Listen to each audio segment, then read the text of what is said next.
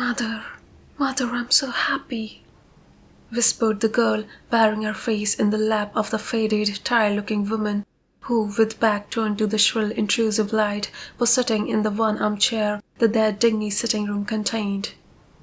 "I'm so happy," she repeated, "and you must be happy too." Mrs. Vane winced and put her thin, bismuth-whitened hands on her daughter's head. "Happy?" she echoed. "I'm only happy, Sibyl, when I see you act. You must not think of anything but your acting. Mr. Isaacs has been very good to us, and we owe him money." The girl looked up and pouted. "Money, Mother?" she cried. "What does money matter? Love is more than money. Mr. Isaacs had advanced us £50 to pay off our debts and to get a proper outfit for James. £50 is a very large sum. Mr. Isaacs has been most considerate. He's not a gentleman, Mother, and I hate the way he talks to me," said the girl, rising to her feet and going over to the window. "I don't know how we could manage without him," answered the elder woman carelessly. Sibyl Vane tossed her head and laughed. "We don't want him any more, Mother. Prince Charming rules life for us now." Then she paused. A rose shook in her blood and shadowed her cheeks. Quick breath parted the petals of her lips. They trembled. Some southern wind of passion swept over her and stirred the dainty folds of her dress. "I love him," she said simply. Foolish child," was the parrot phrase flung in answer. The waving of crooked, false-jeweled fingers gave grotesqueness to the words. The girl laughed again. The joy of a caged bird was in her voice. Her eyes caught the melody and echoed it in radiance, then closed for a moment as though to hide their secret. When they opened, the mist of a dream had passed across them. Thin-lipped wisdom spoke at her from the worn chair, hinted at prudence, quoted from that book of cowardice whose author apes the name of common sense. She did not listen. She was free in her prison of passion. Her prince, Prince Charming, was with her. She had called on memory to remake him. She had sent her soul to search for him, and it had brought him back. His kiss burned again upon her mouth. Her eyelids were warm with his breath. Then wisdom altered its method and spoke of spile and discovery. This young man might be rich. If so, marriage should be thought of. Against the shell of her ear broke the waves of worldly cunning. The arrows of craft shot by her. She saw the thin lips moving and smiled. Suddenly she felt the need to speak. The wordy silence troubled her. "Mother, Mother," she cried. "Why does he love me so much? I know why I love him. I love him because he's like what love himself should be. But what does he see in me? I'm not worthy of him, and yet, why, I cannot tell. Though I feel so much beneath him, I don't feel humble. I feel proud, terribly proud. Mother, did you love my father as I love Prince Charming?" The elder woman grew pale beneath the coarse powder that daubed her cheeks, and her dry lips twitched with a spasm of pain. Sibyl rushed to her, flung her arms round her neck, and kissed her. "Forgive me, Mother. I know it pains you to talk about our father, but it only pains you because you loved him so much. Don't look so sad. I'm as happy today as you were 20 years ago. Let me be happy forever." "My child, you're far too young to think of falling in love. Besides, what do you know of this young man? You don't even know his name. The whole thing is most inconvenient. And really, when James is going away to Australia, and I have so much to think of, I must say that you should have shown more consideration. However, as I said before, if he is rich—" "Ah, Mother, Mother, let me be happy." Mrs. Vane glanced at her, and with one of those false theatrical gestures that so often become a mode of second nature to a stage player, clasped her in her arms. At this moment the door opened and a young lad with rough brown hair came into the room. He was thick-set of figure, and his hands and feet were large and somewhat clumsy in movement. He was not so finely bred as his sister. One would hardly have guessed the close relationship that existed between them. Mrs. Vane fixed her eyes on him and intensified her smile. She mentally elevated her son to the dignity of an audience. She felt sure that the tableau was interesting. "You might keep some of your kisses for me, Sibyl, I think," said the lad with a good-natured grumble. "Ah, but you don't like being kissed, Jim," she cried. "You're a dreadful old bear," and she ran across the room and hugged him. James Vane looked into his sister's face with tenderness. "I want you to come out with me for a walk, Sibyl. I don't suppose I shall ever see this horrid London again. I'm sure I don't want to."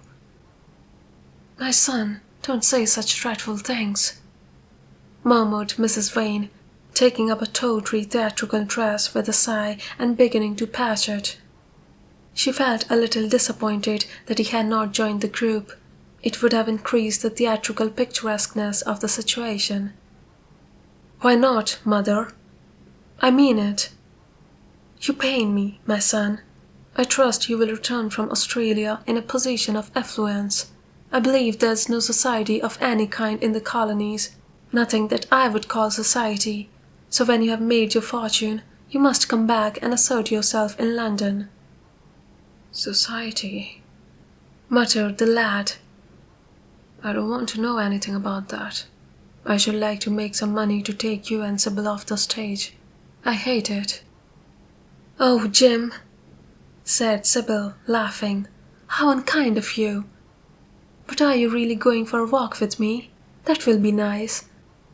I was afraid you were going to say goodbye to some of your friends, to Tom Hardy, who gave you that hideous pipe, or Ned Langton, who makes fun of you for smoking it. It is very sweet of you to let me have your last afternoon. Where shall we go? Let us go to the park." "I'm too shabby," he answered, frowning. "Only swell people go to the park." "Nonsense, Jim," she whispered, stroking the sleeve of his coat. He hesitated for a moment. "Very well," he said at last, "but don't be too long dressing." She danced out of the door. One could hear her singing as she ran upstairs, her little feet pattered overhead. He walked up and down the room 2 or 3 times, then he turned to the still figure in the chair. "Mother, are my things ready?" he asked. "Quite ready, James," she answered, keeping her eyes on her work. For some months past she had felt ill at ease when she was alone with this rough, stern son of hers. Her shallow, secret nature was troubled when their eyes met. She used to wonder if he suspected anything. The silence, for he made no other observation, became intolerable to her. She began to complain. Women defend themselves by attacking, just as they attack by sudden and strange surrenders. "I hope you will be contented, James, with your seafaring life," she said. "You must remember that it is your own choice. You might have entered a solicitor's office. Solicitors are a very respectable class, and in the country often dine with the best families." "I hate offices and I hate clerks," he replied. "But you are quite right. I have chosen my own life. All I say is, watch over Sibyl. Don't let her come to any harm. Mother, you must watch over her." "James, you really talk very strangely. Of course I watch over Sibyl. I hear a gentleman comes every night to the theatre and goes behind to talk to her. Is that right?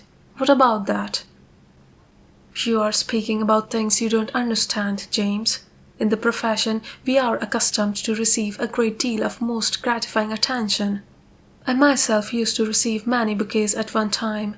There was when acting was really understood. As for Sibyl, I do not know at present whether her attachment is serious or not, but there is no doubt that the young man in question is a perfect gentleman.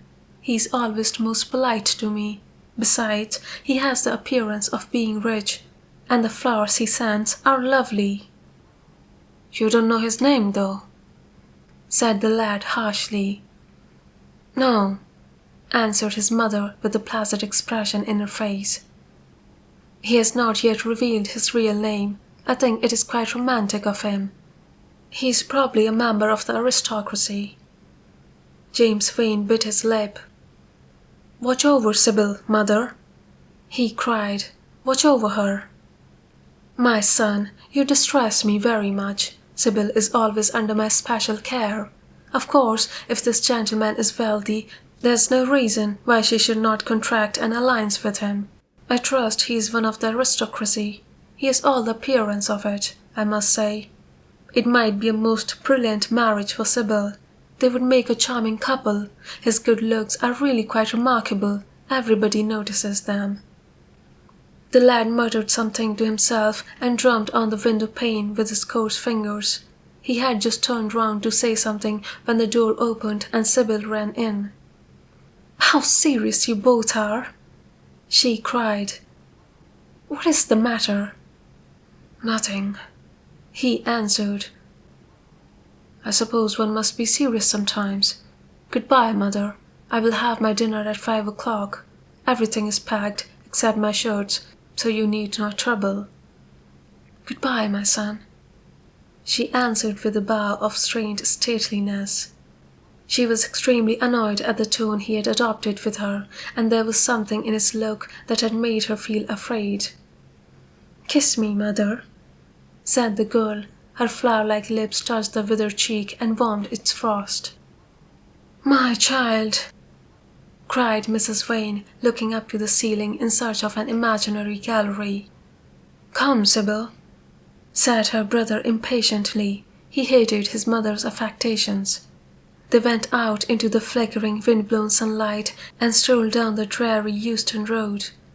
The passer-by glanced in wonder at the sullen, heavy youth who, in coarse, ill-fitting clothes, was in the company of such a graceful, refined-looking girl. He was like a common gardener walking with a rose. Jim frowned from time to time when he caught the inquisitive glance of some stranger. He had the dislike of being stared at, which comes on geniuses late in life and never leaves the commonplace. Sibyl, however, was quite unconscious of the effect she was producing. Her love was trembling in laughter on her lips. She was thinking of Prince Charming, and that she might think of him all the more, she did not talk of him, but prattled on about the ship in which Jim was going to sail, about the gold he was certain to find, about the wonderful heiresses whose life he was to save from the wicked red-shirted bushrangers. For he was not to remain a sailor or a supercargo or whatever he was going to be. Oh no, a sailor's existence was dreadful. Fancy being cooped up in a horrid ship with the hoarse, hump-backed waves trying to get in, and a black wind blowing up the masts down and tearing the sails into long screaming ribands. He was to leave the vessel at Melbourne, bid a polite good-bye to the captain, and go off at once to the goldfields. Before a week was over, he was to come across a large nugget of pure gold, the largest nugget that had ever been discovered, and bring it down to the coast in a wagon guarded by 6 mounted policemen. The bushrangers were to attack them 3 times and be defeated with immense slaughter. Or no, he was not to go to the goldfields at all. They were horrid places where men got intoxicated and shot each other in bar-rooms and used bad language. He was to be a nice sheep farmer, and one evening, as he was riding home, he was to see the beautiful heiress being carried off by a robber on a black horse and give chase and rescue her. Of course, she would fall in love with him, and he with her, and they would get married and come home and live in an immense house in London.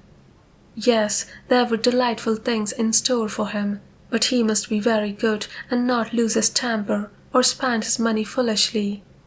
She was only a year older than he was, but she knew so much more of life. He must be sure also to write to her by every mail and to say his prayers each night before he went to sleep. God was very good and would watch over him. She would pray for him too, and in a few years he would come back quite rich and happy. The lad listened sulkily to her and made no answer. He was heartsick at leaving home. Yet it was not this alone that made him gloomy and morose. Inexperienced though he was, he had still a strong sense of the danger of Sibyl's position. This young dandy who was making love to her could mean her no good. He was a gentleman and he hated him for that, hated him through some curious race instinct for which he could not account, and which for that reason was all the more dominant within him.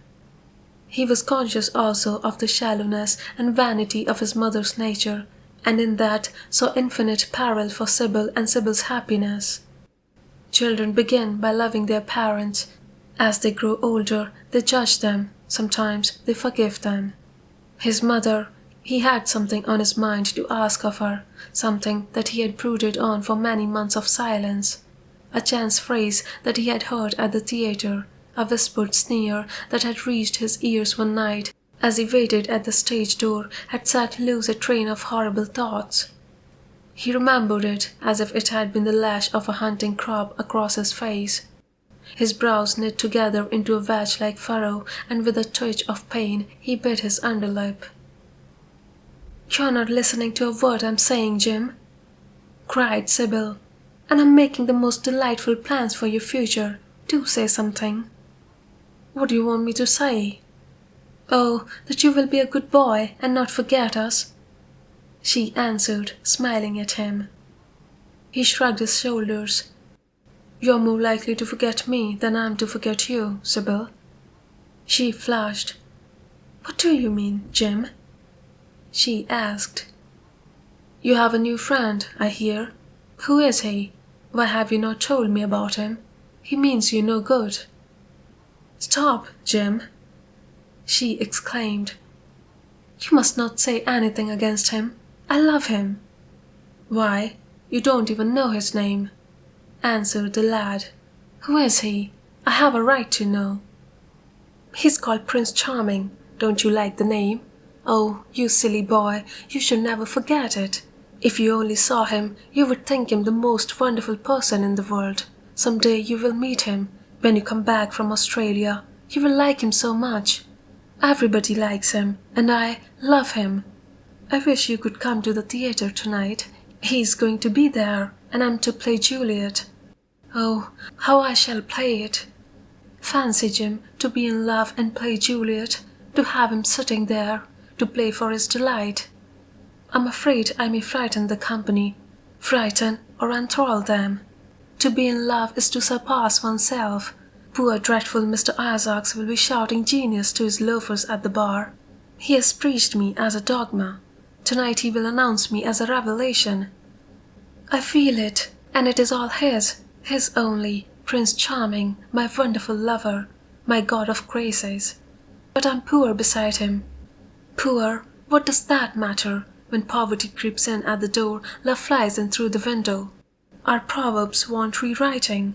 They were made in winter, and it is summer now. Springtime for me, I think. A very dance of blossoms in blue skies. He's a gentleman, said the lad sullenly. A prince, she cried musically. What more do you want? He wants to enslave you. I shudder at the thought of being free. I want you to beware of him. To see him is to worship him. To know him is to trust him. Sibyl, you're mad about him. She laughed and took his arm. You dear old Jim, you talk as if you were 100. Some day you will be in love yourself. Then you will know what it is. Surely you should be glad to think that, though you are going away, you leave me happier than I have ever been before. Life has been hard for us both, terribly hard and difficult. But it will be different now. You are going to a new world, and I have found one. Let us sit down and see the smart people go by. They took their seats amidst a crowd of watchers. The tulip beds across the road flamed like throbbing rings of fire. A white dust, tremulous cloud of orris root, it seemed, hung in the panting air. The brightly coloured parasols danced and dipped like monstrous butterflies. She made her brother talk of himself, his hopes, his prospects. He spoke slowly and with effort. They passed words to each other as players at a game pass counters. Sibyl felt oppressed. She could not communicate her joy. A faint smile curving that sullen mouth was all the echo she could win. After some time she became silent. Suddenly she caught a glimpse of golden hair and laughing lips, and in an open carriage with 2 ladies, Dorian Gray drove past. She started to her feet. "There he is!" she cried. "Who?" said Jim Vane. "Prince Charming," she answered, looking after the Victoria. He jumped up and seized her roughly by the arm. "Show him to me. Which is he? Point him out. I must see him," he exclaimed, but at that moment the Duke of Berwick's foreign hand came between, and when it had left the space clear, the carriage had swept out of the park. "He's gone," murmured Sibyl sadly. "I wish you had seen him." "I wish I had, for as sure as there's God in heaven, if he ever does you any wrong, I shall kill him." She looked at him in horror. He repeated his words. They cut the air like a dagger. The people round began to gape. A lady standing close to her tittered. "Come away, Jim, come away," she whispered. He followed her doggedly as she passed through the crowd. He felt glad at what he had said. When they reached the Achilles statue, she turned round. There was pity in her eyes that became laughter on her lips. She shook her head at him. "You're foolish, Jim, utterly foolish. A bad-tempered boy, that is all. How can you say such horrible things? You don't know what you're talking about. You're simply jealous and unkind. Ah, I wish you would fall in love. Love makes people good, and what you said was wicked." "I'm 16, he answered, "and I know what I'm about. Mother is no help to you. She doesn't understand how to look after you. I wish now that I was not going to Australia at all. I have a great mind to chuck the whole thing up.